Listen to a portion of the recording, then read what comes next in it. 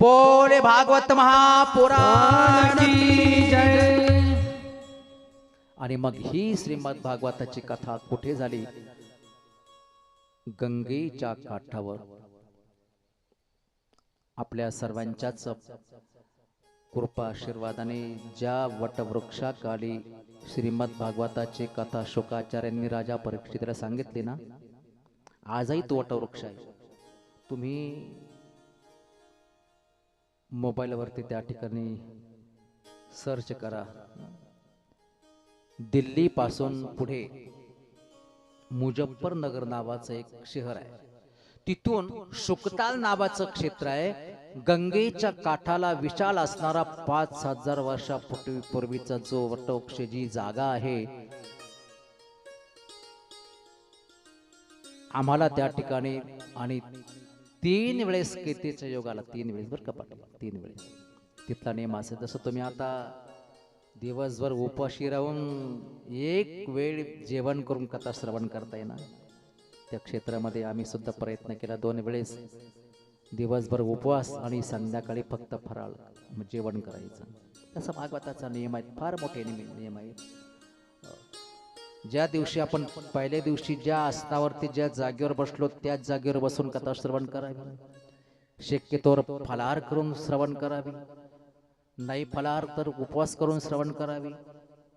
नाही करता आलं तर संध्याकाळी भोजन करावं, दिवसभर उपवास करावा. आणि हेही जर कोणाला नाही करता आला तर 2 वेळेस जेवण करून कोणी पण कथा श्रवण करावी. असा एक कथेचा फार मोठा महिमा आहे, फार मोठे नियम आहेत. आणि म्हणून जो विशाल वटवृक्ष, ज्या वटवृक्षाखाली शुकाचार्याने राजा परीक्षितीला कथा सांगितली, नेमकं तोच वटवृक्ष. आणि त्या ठिकाणी शुकाचार्यजी महाराज येत आहेत. राजा परीक्षितीला सांगतात, हे राजा, तू अजिबात चिंता करू नको, तुझ्याकडे 7 दिवस शिल्लक आहे. म्हणून या श्रीमद भागवताच्या कथेमध्ये अशी शक्ती आहे की श्रीमद भागवताच्या कथेचं आपण जर श्रवण केलं तर निश्चित जीवनामध्ये काया पालट झाल्याशिवाय राहणार नाही, जीवनाचं हित झाल्याशिवाय राहणार नाही. म्हणून म्हटलेलं आहे महाराज, ऐका जी तुम्ही भक्त भागवत. आपलं हित करायचं असेल ना, बस भागवत हा ग्रंथ असा आहे. आमच्या हिंदू संस्कृतीमध्ये 2 ग्रंथ असे आहे, जगावं कसं हे श्रीमद भगवत गीता सांगते आणि मरावं कसं हे श्रीमद भागवतानं सांगितलं. तसे सर्वच ग्रंथ पवित्र आहे, पण या 2 ग्रंथामध्ये अशी किमया आहे. मरावं कसं राजा परीक्षितीला शुकाचार्यांनी सांगितलं आणि जगावं कसं अर्जुनाला भगवान श्रीकृष्णाने सांगितलं. असे 2 धर्मग्रंथ आहेत. राजा, तुझा मृत्यू जर दिव्य व्हावा असं वाटत असेल ना, महाराज, जेवढं महत्व जन्माला आहे ना तेवढंच मरणार आहे. मृत्यू हा आपला मित्र आहे, जीवात्म्याचा मृत्यू हा मित्र आहे, मित्र. तो मृत्यू मंगलमय यावा असं वाटत असेल, पारलौकिक जीवन आपलं चांगलं व्हावं असं वाटत असेल ना, तर जीवनामध्ये श्रीमद भागवताची कथा आपण जरूर ऐका. म्हणून महाराज, मृत्यू आपल्याला येणारच आहे. कोणाला, कुठे, कधी, केव्हा, कसा, कुठल्याही पद्धतीने मृत्यू येणार, मृत्यू टळणार नाही. परंतु श्रीमद भागवताची कथा अशी दिव्य रसायन आहे की जीवनामध्ये आपल्याला मृत्यूच्या नंतर जो पारलौकिक प्रवास आहे ना, सुखकर होण्यासाठी श्रीमद भागवताची कथा आहे. राजा परीक्षितीला शुकाचार्य म्हणतात, राजा, तुझं हित करायचं असेल, अजून वेळ गेली नाही. ऐका जी तुम्ही भक्त भागवत, ऐका जी तुम्ही भक्त भागवत,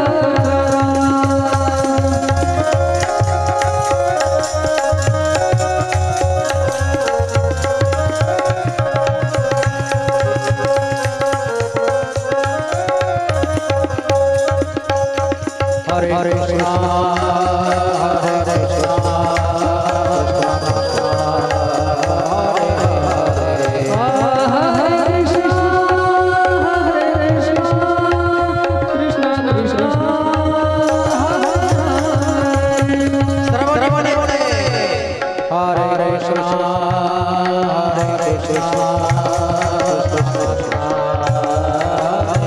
कृष्णा कृष्णा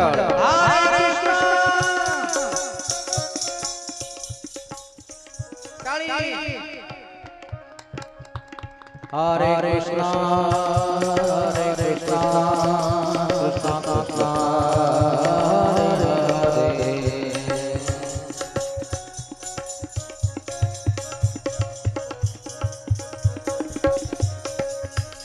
हरे कृष्णा हरे कृष्णा कृष्णा कृष्णा हरे हरे कृष्णा हरे कृष्णा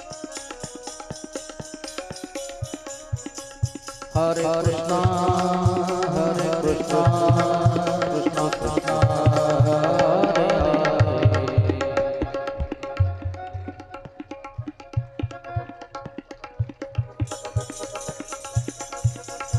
हरे हरे हरे कृष्णा हरे कृष्णा हरे कृष्णा कृष्णा हरे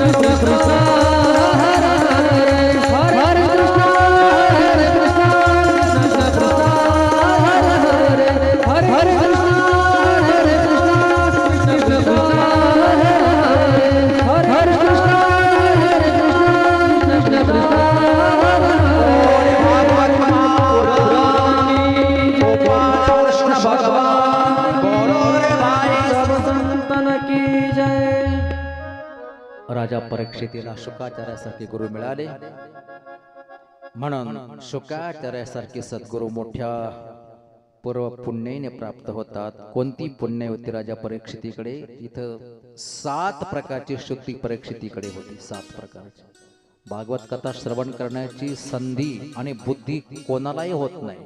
मग इथं 5 शुद्धी सांगितलेल्या आहेत राजा परीक्षितीकडे. कोणती कोणती? मातृशुद्धी, पितृशुद्धी, द्रव्यशुद्धी, अन्नशुद्धी आणि आत्मशुद्धी. या प्रकारची 5 प्रकारची शुद्धी असेल तरच श्रीमद भागवताची कथा ऐकण्याचा योग प्राप्त होतो. म्हणून जन्माच्या जन्म जातो तरी कथा भागवत म्हणजे काय असतं, रामायण म्हणजे काय असतं हे कळत नाही लोकांना. भाग्यवान व्यक्तीकडून हे होतं. परीक्षितीच्या जीवनामध्ये शुकाचार्य म्हणतात, हे राजा, मातृशुद्धी, पितृशुद्धी, द्रव्यशुद्धी, अन्नशुद्धी आणि आत्मशुद्धी. त्यामुळे शुकाचार्यासारखे गुरु मिळाले. राजा परीक्षितीनं पहिला प्रश्न केला, गुरुदेव, ज्याचं मरण जवळ आलं असताना अशा व्यक्तीचं कर्तव्य काय? अतिशय प्रमुख प्रश्न आहे भागवतातला आणि या प्रश्नावर आधारित पूर्ण भागवत आहे. मरण जवळ आलं असताना अशा व्यक्तीचं कर्तव्य काय?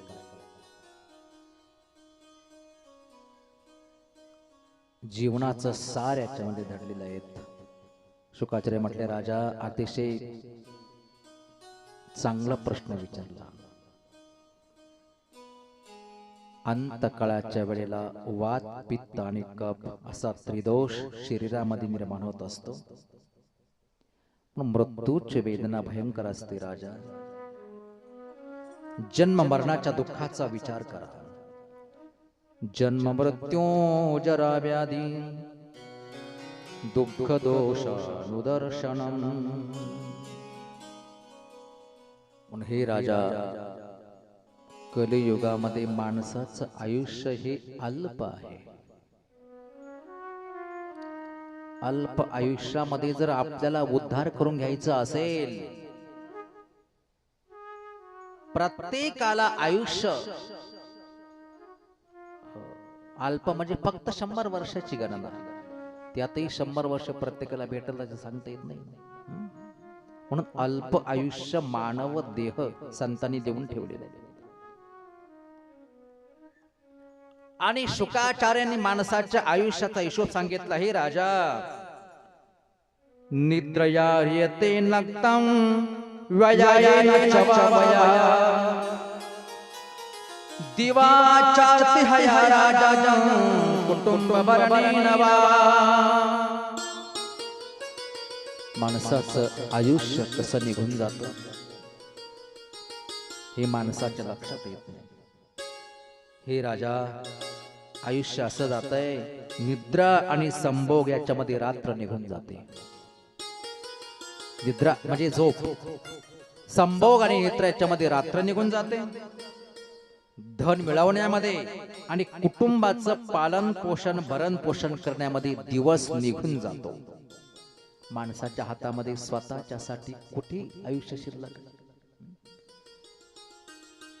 ज्या कुटुंबासाठी माणूस राब राब राब राब राबतोय, प्रपंचासाठी, नाव लौकिक प्रतिष्ठेसाठी, स्वतःसाठी तरी आयुष्य वेळ काढा.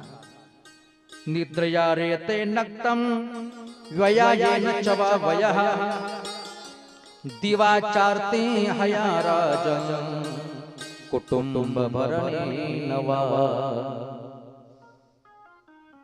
एक तर कलियुगामध्ये माणसाला आयुष्य अल्प दिलेलं आहे, कारण प्रत्येक युगामध्ये माणसाच्या आयुष्याचं एक एक शून्य कमी झालं. शून्य कमी झालं का वाढलं? कमी झालं. 4 युगामध्ये आपण जर विचार केला ना, कृत, त्रेत, द्वापर आणि कली याचा जर आपण विचार केला तर माणसाच्या आयुष्याचं एक एक शून्य कमी कमी झालं, वाढलं नाही, कमी कमी झालं. म्हणून अल्प आयुष्यामध्ये आपल्याला उद्धार करून घेण्याचं भागवत म्हणजे एक रसायन आहे मोठं. त्याचा आपण जेवढा वेळ भेटेल तेवढा आपण श्रवण करावं, चिंतन करावं. सत्ययुगामध्ये 1,00,000 वर्षाचं आयुष्य होतं. सत्ययुग संपलं आणि मग त्रेतायुग लागलं. त्रेतायुगामध्ये 1,00,000तलं 1 शून्य कमी झालं. मग त्रेतायुगामध्ये किती आयुष्य राहिलं असेल? 10,000. 10,000 वर्षाचं आयुष्य त्रेतायुगात. त्रेतायुग संपलं आणि मग द्वापार युग लागलं. द्वापार युगामध्ये 10,000तलं 1 शून्य अजून कमी झालं. द्वापार युगामध्ये किती आयुष्य? 1,000 वर्षाचं आयुष्य द्वापार युगामध्ये. द्वापार युग संपलं आणि मग आपलं कलियुग लागलं. कलियुगामध्ये 1,000तलं 1 शून्य अजून कमी झालं. कलियुगात किती राहिलं? 100. म्हणून संतांनी वर्णन केलं, 100 वर्षाची गणना किंवा 100 गणिले ते अर्ध रात्र काय. 100 वर्षाचं आयुष्य कलियुगामध्ये. आता तुम्ही आम्ही सगळेजण मिळून प्रभूची प्रार्थना करू की प्रभू आता शून्य कमी करण्याच्या भानगडीत पडू नका. महाराज 100 शून्य जर कमी झालं किती राहील? अहो 10 मध्ये 2 पंचवार्षिकही पूर्ण होत नाही. आयुष्य कमी आहे कलियुगामध्ये. पण असू द्या, आयुष्य जरी कमी असेल ना, पण त्याचं प्रभावी साधनही सांगितलं. आता मी आयुष्याचा विचार सांगितला, भागवतामध्ये साधनाचा विचार सांगितलाय. साधनाचा सत्ययुगामध्ये माणसाला जर देवाची प्राप्ती करून घ्यायची असेल ना, कृतयुगामध्ये कृते ध्यायतो विष्णुम त्रेतायाम यजतो मखे द्वापारे परिचर्यायाम कलौ तत् हरि कीर्तनात. आयुष्याचा विचार झाला. आता साधन कृते ध्यायतो विष्णुम. कृतयुगामध्ये म्हणजे सत्ययुगामध्ये ध्यान धारणाशिवाय, ध्यान केल्याशिवाय प्रभूची प्राप्ती होत नव्हती. त्रेतायाम यजतो मखे, त्रेतायुगामध्ये यजन याजन केल्याशिवाय परमात्म्याची प्राप्ती होत नव्हती. द्वापारे परिचर्यायाम, द्वापार युगामध्ये परिचर्या केल्याशिवाय प्रभूची प्राप्ती होत नव्हती आणि ती फार साधना अवघड होते. पण कलियुगामध्ये तुम्हाला आयुष्य जरी कमी दिलं ना राजा, पण कलियुगामध्ये एवढं सोपं आहे. कलियुगामध्ये फक्त हरिनाम संकीर्तनाने आणि कथेच्या श्रवणाने माणसाचा उद्धार होतो. कलौ तत् हरि कीर्तना.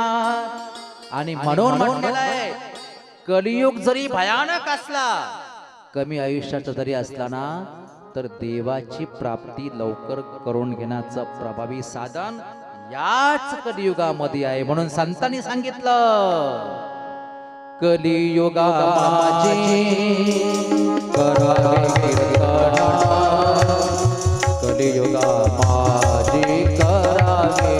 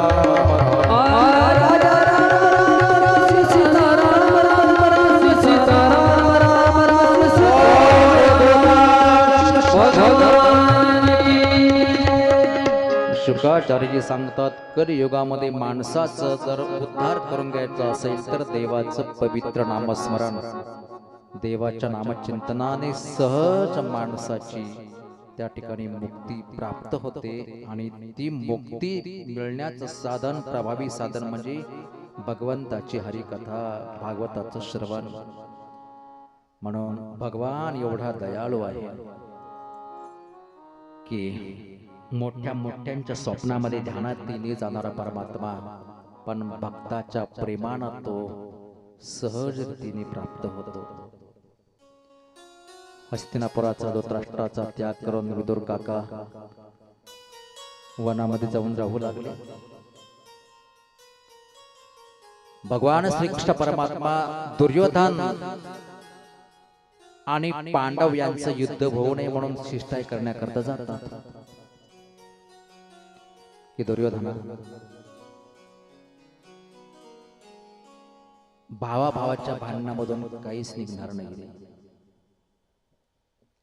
पांडवांचा अर्ध राज्य त्यांना वापस देऊन आणि युद्ध टाळलं तर बरोबर. भगवंताने शिष्टाई केली.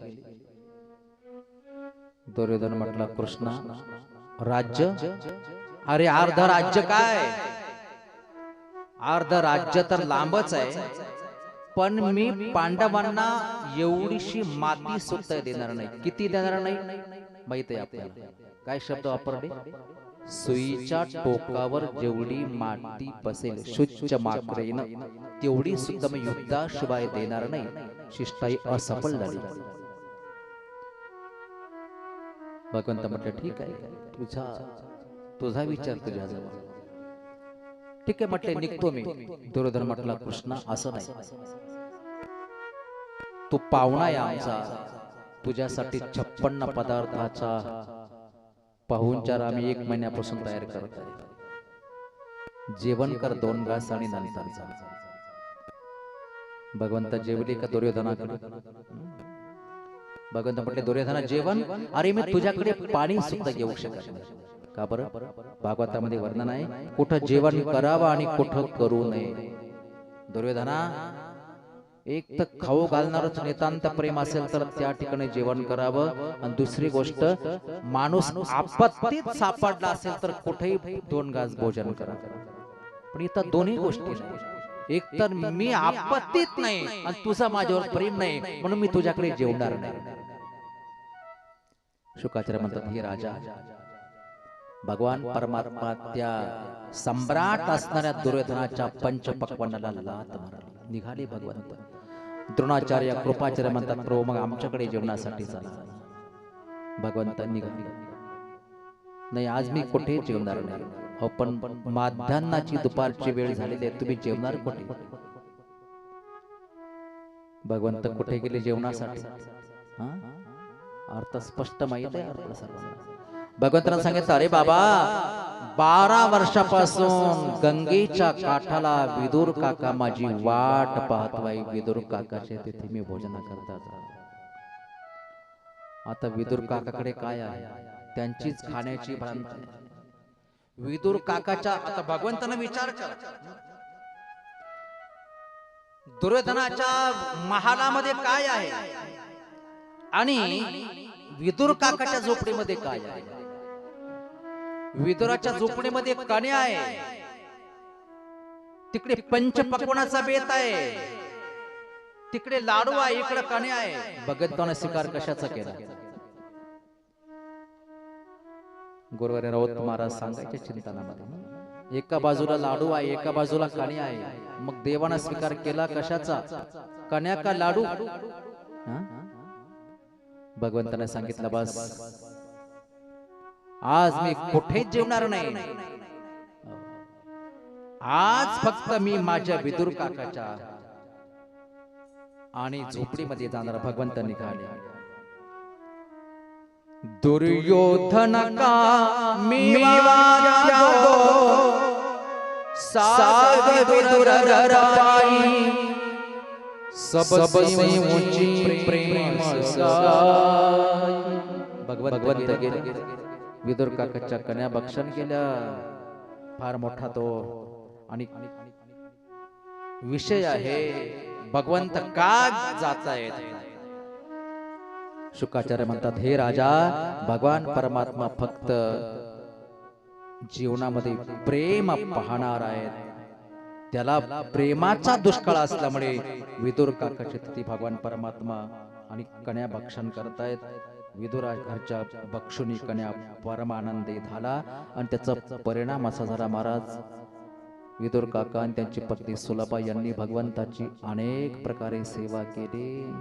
त्याचा परिणाम असा झाला, भगवंतानं जेव्हा प्रभास पाटण क्षेत्रामध्ये एक भगवंताच्या पायाला एक भिल्लाचा बाण लागला. कुठं?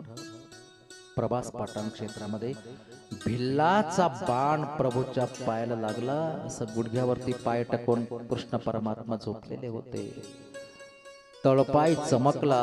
भिल्लाला वाटलं हरणाचेच पाय आहेत, म्हणून भिल्लानं लांबून बाण मारला. भिल्ले बिंदिली शारंगधर. त्या बाणाचा आघात सहन झाला नाही.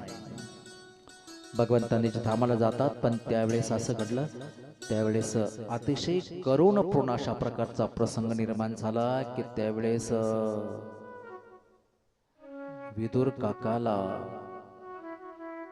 भगवान परमात्मा वारंवार विदुराची आठवण येऊ लागलेली आहे.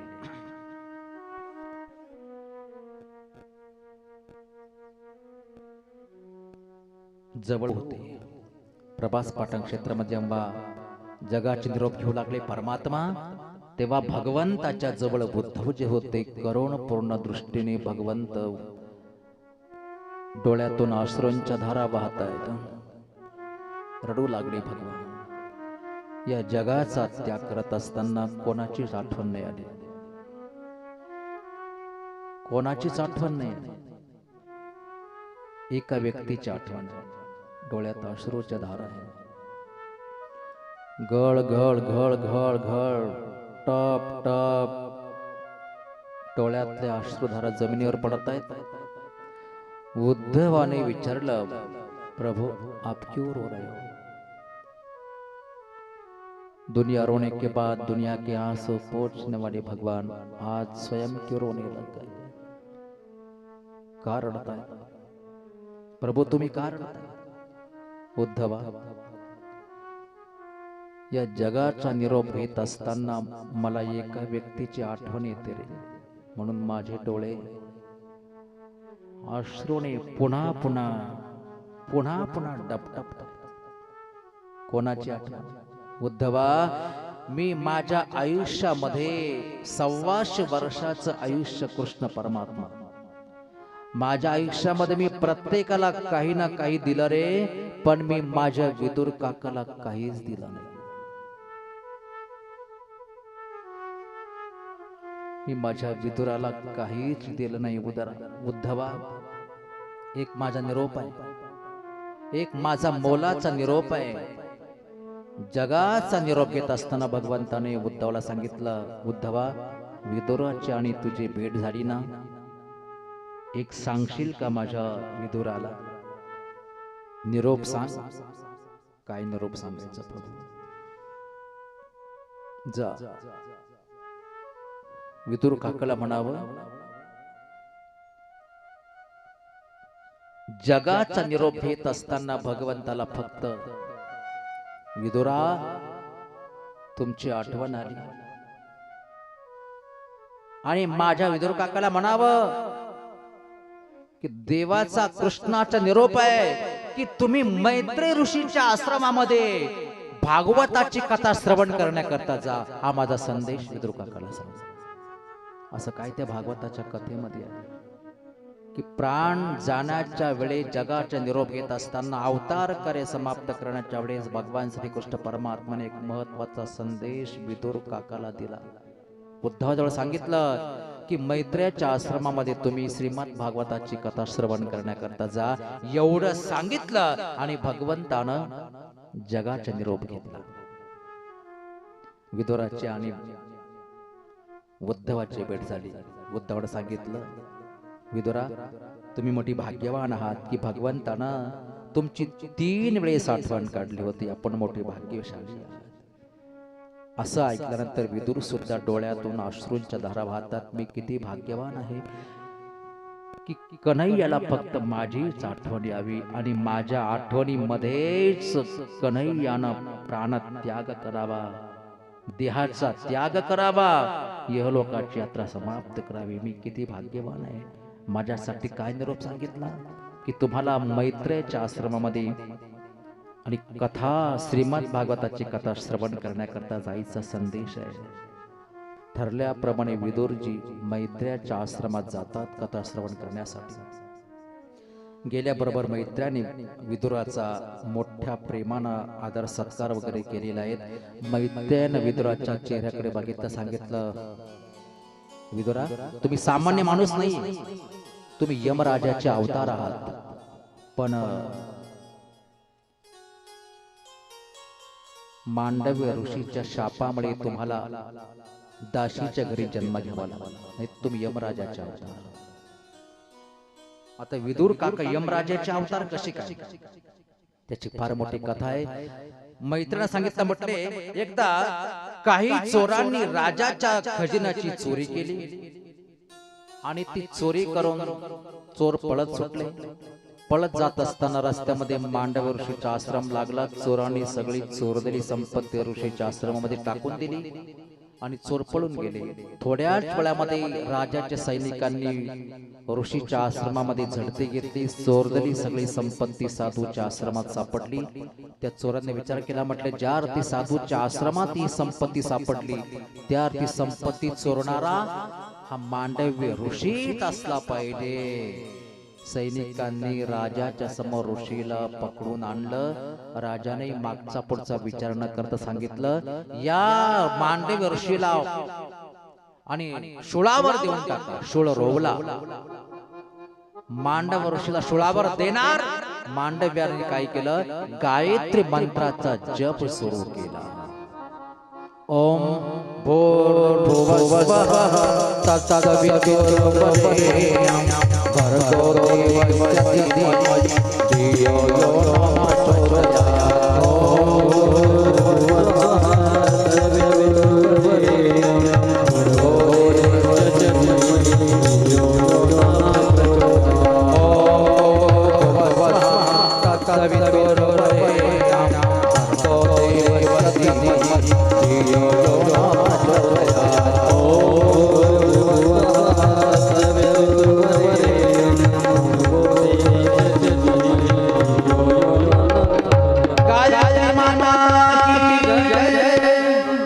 गायत्री मंत्राचा जप सुरू झाला. शुळाचं पाणी झालं. मांडवीला मरण आलं. राजा घाबरला. अरे मी कोणीतरी निरपराध ऋषीला फासावर दिलेला आहे, उतरवलं खाली. महाराज मला क्षमा करा. ऋषीने सांगितलं,